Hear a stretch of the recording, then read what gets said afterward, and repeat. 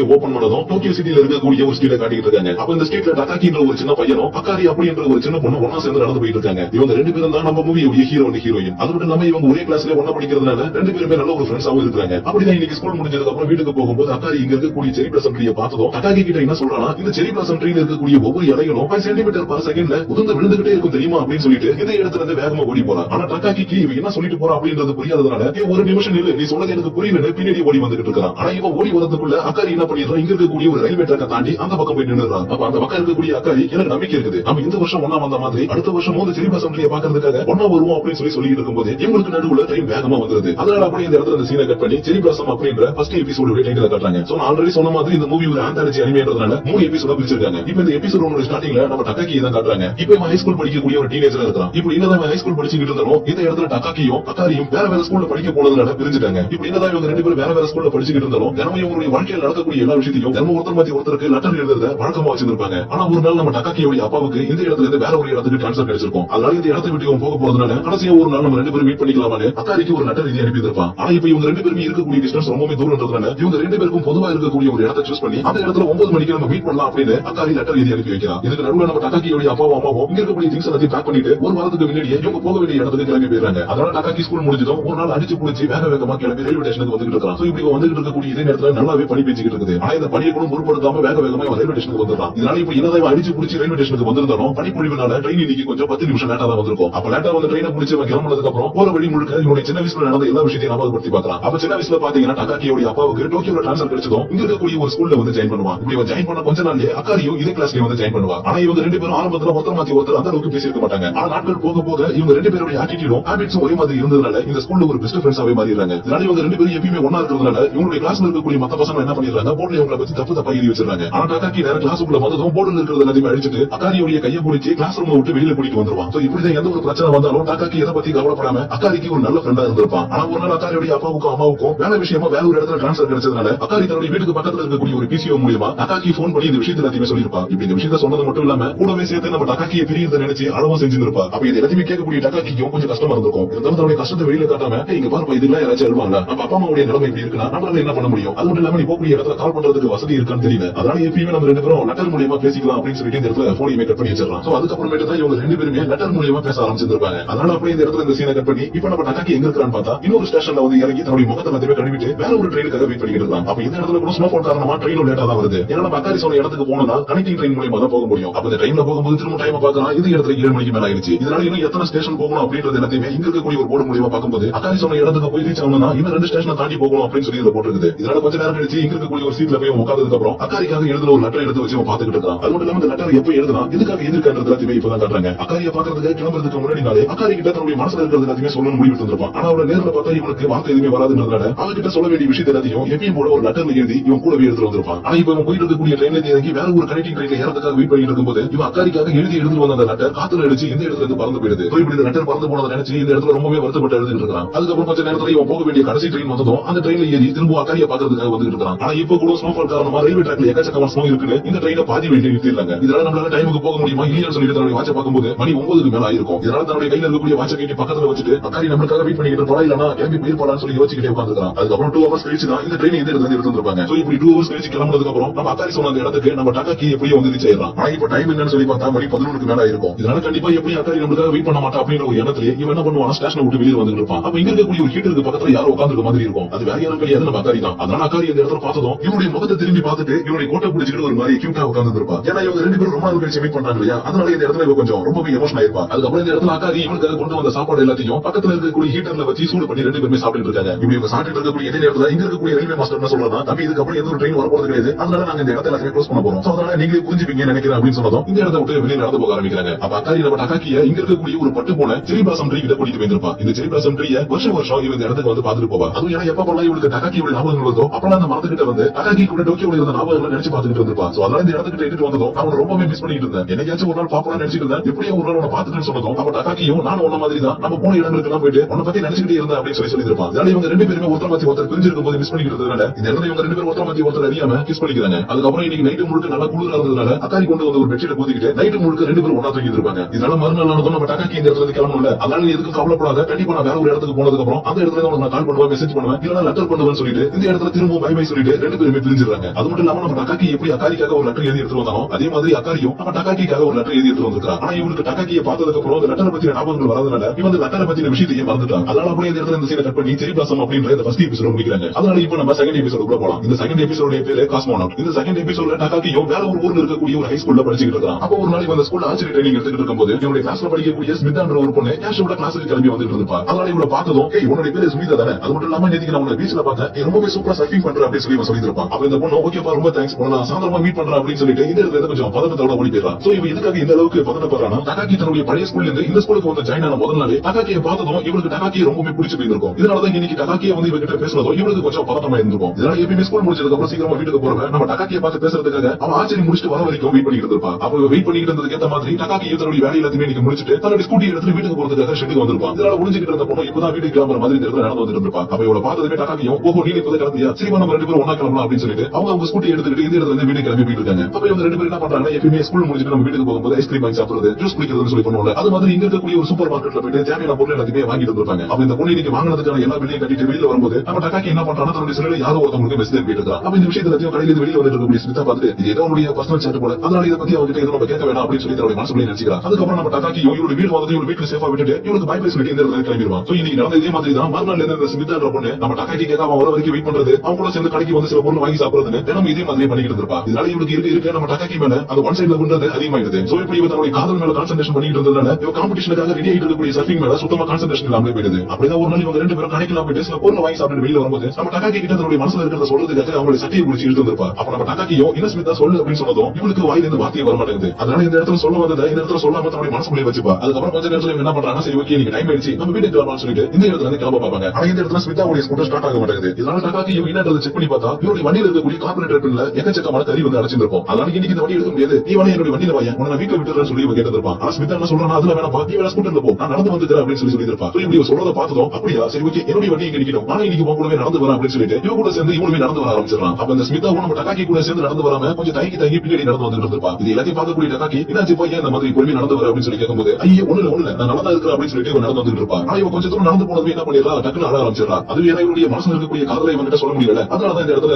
கண்ணீர் விட்டு அழ ஆரம்பிச்சிருப்பா. அப்ப டக்காக்கியும் என்னாச்சு ஏதாச்சும் சொல்லி கேட்டு இருக்கும்போது சரி ஓகே இப்ப நம்ம சொல்லிடலாம், இதுக்கப்புறம் நம்மளுடைய மனசை வச்சிருக்கவன தன்னுடைய மனசுல இருக்கக்கூடிய காதலை சொல்ல வந்திருப்பா. அப்ப இந்த நேரத்துல ரொம்பவே சத்தமா பக்கத்துல இருக்கக்கூடிய ஒரு இடத்துல இருந்து ராக்கெட் ஒண்ணு விண்வெளிக்கு லான்ச் ஆகி போயிட்டு இருக்கும். இப்படி ராக்கெட் ரொம்பவே சத்தமா போனதுனால இந்த இடத்துல இவங்க ரெண்டு பேருமே என்ன பண்றாங்க, அந்த ராக்கெட்டை ரொம்பவே ஆச்சரியமா பாத்துட்டு இருக்காங்க. அதோட சேர்த்து இந்த இடத்துல ஸ்மிதா சொல்ல வந்ததையும் மறந்துருப்பா. அதுக்கப்புறம் அப்படியே கொஞ்சம் நேரத்துல நைட் ஆயிடுது. இப்படி நைட் ஆனதுக்கு அப்புறம் இவங்க ரெண்டு பேருமே நடந்து போயிட்டு தான் இருக்காங்க. அப்ப கொஞ்ச நேரத்துக்கு முன்னாடி தன்னுடைய காதலை சொல்ல வந்த ஸ்மிதா என்ன நினைக்கிறானா, டக்காக்கி ரொம்பவே நல்ல பையன், அது மட்டும் இல்லாம என்னோட ஸ்கூலுக்கு வந்ததுக்கு அப்புறம் எந்த ஒரு பொண்ணு ஏன் எடுத்து கூட பார்த்தது கிடையாது, அவன் என்ன இது வரைக்கும் ஒரு நல்ல ஃப்ரெண்டா தான் பாத்துக்கிட்டு இருக்கான். அதனால இப்போதைக்கு இவன் கிட்ட என்னுடைய மனசுல இருக்கிறத சொல்ல வேணாம், ஏன்னா இது எப்படி அவன் எடுத்துக்கணும் எனக்கு தெரியாது அப்படின்னு தன்னுடைய மனசுக்குள்ளே ஸ்மிதா யோசிச்சுட்டு இருக்கும்போது ஸ்மிதாவுடைய வீட்டுக்கு வந்ததுக்கு அப்புறம் டக்காக்கி ஸ்மிதாவை வீட்டுல விட்டுட்டு இந்த இடத்துல கிளம்பி போயிடுவான். அது மட்டும் இல்லாம இப்பதான் டக்காக்கி தன்னுடைய செல்லுல அப்பப்போ மெசேஜ் பண்ணிட்டு இருக்காங்க. அது எல்லாமே யாருக்கு பண்ணிட்டு இருக்கான்னு சொல்லி காட்டுறாங்க. அந்த மெசேஜ் எல்லாத்தையுமே வேற யாருக்கும் பண்ணல, இவனே தான் பண்ணிட்டு இருக்கான். அதாவது டிராஃப்டா சேவ் பண்ணிருப்பாங்கல்ல அந்த மாதிரி மெசேஜ் பண்ணி டிராஃப்டா சேவ் பண்ணி மட்டும் தான் வச்சிட்டு இருக்கான். இந்த மெசேஜ் ஒரு தடவை யாருக்குமே அனுப்புறது கூட கிடையாது, ஏன்னா இந்த மாதிரி மெசேஜ் எழுதுறது எல்லாமே இவனுடைய ஒரு ஹேபிட் தான். இதே நேரத்தில் இன்னொரு பக்கம் வீட்டுல இருக்கக்கூடிய ஸ்மிதாவும் இன்னைக்கு டக்காக்கி எதுவுமே சொல்ல முடியாம போயிடுச்சு அப்படின்னு டக்காக்கியை பார்த்ததுல இருந்து இது வரைக்கும் நடந்த எல்லா விஷயங்களையும் நினைச்சு பார்த்துட்டு இந்த இடத்துல கொஞ்சம் அழுதுகிட்டே தூங்கிடுவான். சோ அப்படியே இந்த இடத்துல காஸ்மோனட்ன்ற இந்த செகண்ட் எபிசோட் முடிஞ்சு போகுது. சோ இப்போ நம்ம மூணாவதா பார்க்க போற இந்த எபிசோட் தான் 5 சென்டிமீட்டர்ஸ் பர் செகண்ட். சோ இப்போ இந்த எபிசோட்ல என்ன நடக்குதுன்னா இப்ப கரெக்டா 2007 இந்த டைம்ல நம்ம டக்காக்கி நல்லா படிச்சு டோக்கியோல இருக்கக்கூடிய ஒரு ஐடி கம்பெனில டேட்டா என்ட்ரி ஒர்க் பண்ணிட்டு இருப்பான். சோ இப்படி ஒர்க் பண்ணக்கூடிய இதே ஆபீஸ்ல ஒரு பொண்ணு லவ் பண்ணிட்டு வந்திருப்பான். ஆனா இந்த பொண்ணுக்கு இவனுக்கு நடுவுல ஏற்பட்ட ஒரு சின்ன மனக்கசப்பால இவன் லவ் பண்ணக்கூடிய அந்த பொண்ணு இவர்கிட்ட சாரி கேட்கறதுக்காக போன் பண்ணா கூட நம்ம டக்காக்கி அந்த போனை கூட அட்டன் பண்ணாம கட் பண்ணி வச்சிடறான். அது ஏன்னா இவங்க ரெண்டு பேருக்கும் பிரச்சனை வந்த டைம்ல நம்ம டக்காக்கி எல்லாம் சுத்தமா தாங்கிக்க முடியாம ரொம்பவே கஷ்டப்பட்டு இருப்பான். அதனால இதுக்கப்புறம் எந்த ஒரு உறவும் தேவையில்லைன்னு சொல்லிட்டு எல்லா உறவுகளையும் போன் கால் கட் பண்ற மாதிரி இந்த இடத்துல கட் பண்ணி கிளம்பிட்டு இருப்பான். சோ இப்படி அந்த பக்கம் டக்காக்கி தன்னோட லைஃப்ல இதுக்கப்புறம் எந்த ஒரு உறவுகளும் வேணாம் சொல்லி கிளம்பிட்டு இருக்கும்போது சில நாட்களுக்கு அப்புறம் அந்த மூவியோட ஃபர்ஸ்ட் எபிசோட பார்த்து அக்காரியை காட்டுறாங்க. இப்ப அக்காரியுமே ரொம்பவே பெரிய பொண்ணா வளர்ந்துட்டா. அது மட்டும் இல்லாம இப்ப டோக்கியோ கிளம்பி வந்துட்டு இருக்கான். அதுவும் ஏன்னா இப்ப அக்காரிக்கு வேற ஒரு பையன் கூட என்கேஜ்மெண்ட் ஆயிருக்கும். அதனால இவருடைய ஸ்கூல் ஃப்ரெண்ட்ஸ் காலேஜ் ஃப்ரெண்ட்ஸ் எல்லாரும் டோக்கியோ இருக்கிறதுனால அவங்களுக்கு இன்விடேஷன் கொடுக்கறதுக்கு கிளம்பி வரா. அப்ப இவ டோக்கியோ போன வரைக்கும் போர் அடிக்க கூடாதுன்றதுக்காக புக் எடுத்து வச்சு படிச்சுட்டு போயிட்டு இருக்கும்போது இவருக்கு ஒரு வித்தியாசமான ஃபீல் வந்திருக்கும். அதுவும் ஏன்னா நேத்துக்கு இவரோட வீட்டுல ஒரு பழைய பாக்ஸ் கிடைச்சிருக்கும். அந்த பழைய பாக்ஸுக்குள்ள இவ டக்காக்கிக்காக எழுதின பழைய லெட்டர் கூட இவ கையில கிடைச்சிருக்கும். சோ அதை எல்லாத்தையுமே இப்ப நினைச்சு பார்த்துட்டு அன்னைக்கு அந்த லெட்டர் அவன்கிட்ட நான் கொடுத்திருந்தா நல்லா இருக்கும் அப்படின்ற மாதிரி யோசிச்சுட்டு டோக்கியோ வந்துட்டு இருக்கா. இதே நேரத்துல இன்னொரு பக்கம் அந்த ஸ்மிதான்ற பொண்ணு நம்ம டக்காக்கியை ஒன் சைடு ஓபன் அதை நினைச்சு எழுதிட்டே இருக்காம அந்த விஷயத்தை எல்லாத்தையும் மறந்துட்டு இப்ப முழுக்க சர்ஃபிங்ல கான்சன்ட்ரேஷன் பண்ணி இப்ப ரொம்பவே சூப்பரா சர்ஃபிங் பண்ண ஆரம்பிச்சிட்டா. அதுக்கப்புறம் கரெக்டா ஒரு நாள் ஈவினிங் ஆனதுக்கு அப்புறம் டோக்கியோ சிட்டில இருக்கக்கூடிய நம்ம டக்காக்கி என்ன பண்ணிட்டு இருக்கானா அவருடைய சின்ன வயசுல ஸ்கூல் முடிஞ்சதுக்கு அப்புறம் அக்காரி கூட சேர்ந்துட்டு செரி பிளஸ் ட்ரீயை பார்க்கறதுக்காக வந்திருப்பாங்க. அதே மாதிரி இந்த இடத்துல இருக்கக்கூடிய செரி பிளஸ் ட்ரீயை பார்த்துட்டு நடந்து போயிட்டு இருப்பான். அப்ப இவன் இந்த இடத்துல இருக்கக்கூடிய ரயில்வே கேட்ட கரெக்டா கிராஸ் பண்ணும்போது இவனுக்கு பக்கத்திலேயே அக்காரியை கிராஸ் பண்ணி போயிருப்பான். ஆனா இவங்க ரெண்டு பேருக்குமே இப்போ ஒருத்தர் மாத்தி ஒருத்தர் சரி அடையாளம் தெரியாதவன இந்த பொண்ணு இங்க பார்த்த மாதிரி இருக்கு, இந்த பையனை இங்க பார்த்த மாதிரி இருக்கேன்னு இவங்க ரெண்டு பேருக்குமே ஒரு சின்ன ஸ்பார்க் ஏற்படுது. இதனால இவங்க ரெண்டு பேரும் ஒருத்தர் மாத்தி ஒருத்தர் இந்த இடத்துல லைட்டா திரும்பி பார்க்கும்போது அக்காரி இருக்க பக்கத்துல இருந்து ஒரு ட்ரெயின் போயிருக்கும். அந்த ட்ரெயின் போய் முடிச்சதுக்கு அப்புறம் தக்காக்கி இருக்கக்கூடிய பக்கத்துல இருந்து இன்னொரு ட்ரெயின் போயிருக்கும். இதனால தக்காக்கியும் அந்த பக்கத்துல இருக்கிறது அக்காரி தானே பாக்கிறதுக்காக கொஞ்ச நேரம் வெயிட் பண்ணிட்டு இருந்திருப்பான். ஆனா அதுக்கு பதிலா அந்த பக்கத்துல அக்காரி இவனுக்காக வெயிட் பண்ணாம கிளம்பி போயிருப்பான். இதை எல்லாத்தையும் பார்க்கக்கூடிய தக்காக்கியும் சரி ஓகே நம்ம லைஃப்ல அவ்வளவுதான் அப்படின்ற மாதிரி லைட்டா ஒரு சிரிப்பு சிரிச்சுட்டு திரும்ப தன்னுடைய வெளியில நடந்து போக ஆரம்பிக்க இந்த இடத்துல 5 cm/s அப்படின்ற மூவியை ஒரு குழப்பமான ஒரு எண்ணிங்கோட முடிக்கிறாங்க. ஏன்னா